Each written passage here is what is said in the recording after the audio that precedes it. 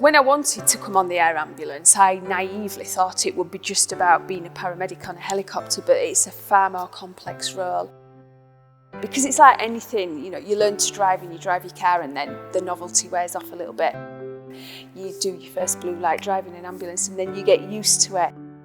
And you come here and at first it's a steep learning curve, but then you get used to everything. But the time you do notice it is when the second aircraft comes to back you up on a job, and the noise and the downdraft and the whole wowzers of the aircraft, it sort of reminds you how lucky you are to be doing this job.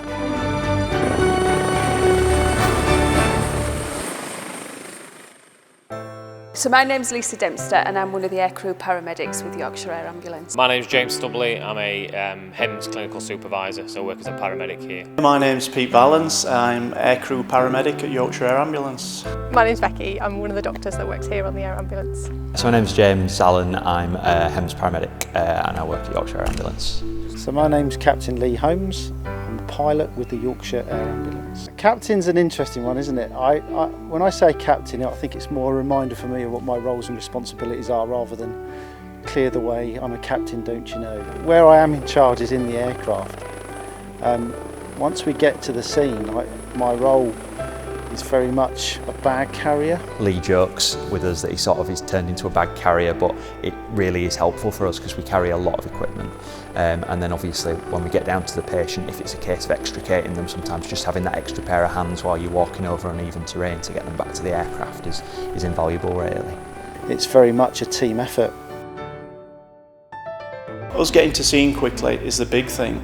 The team here and what they can deliver is what will save people's lives. We do work as quite a close-knit team. There's 17 of us, primarily paramedics, and I think 8 or 9 pilots. Yeah, I've been working for Yorkshire Air Ambulance for 2 years. Before that I was a police pilot, and before that I flew for the military. And I've enjoyed every minute of it. This is my second 2-year secondment I'm into now.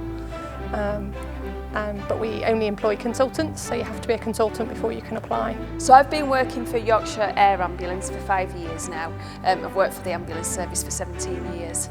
As a paramedic, you strive to be at the top of your game. You want to deliver the clinical excellence. You want to deliver to every patient the very best that you can. The work's very interesting and varied and it's challenging. I've probably seen more in a year here than I would probably have seen in 20 years if I was working on a normal ambulance. I have a 3-year secondment, and then depending on what happens then maybe a job here or there may not be. So yeah, I mean, to be honest, I'd be gutted if I couldn't come back. It sort of finds a place within your heart. Yeah, I'd be gutted if for whatever reason I had to give it up. I'd really miss it. I'd miss the team, I'd miss the clinical work. It's really nice to know people appreciate what we do. I've had 16 years working here and that's a massive part of my working life.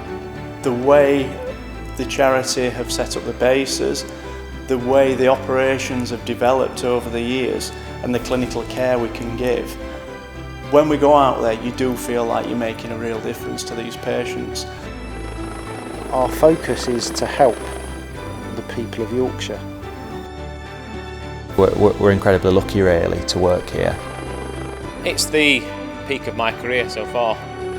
When you go out there you can provide care that will make a difference.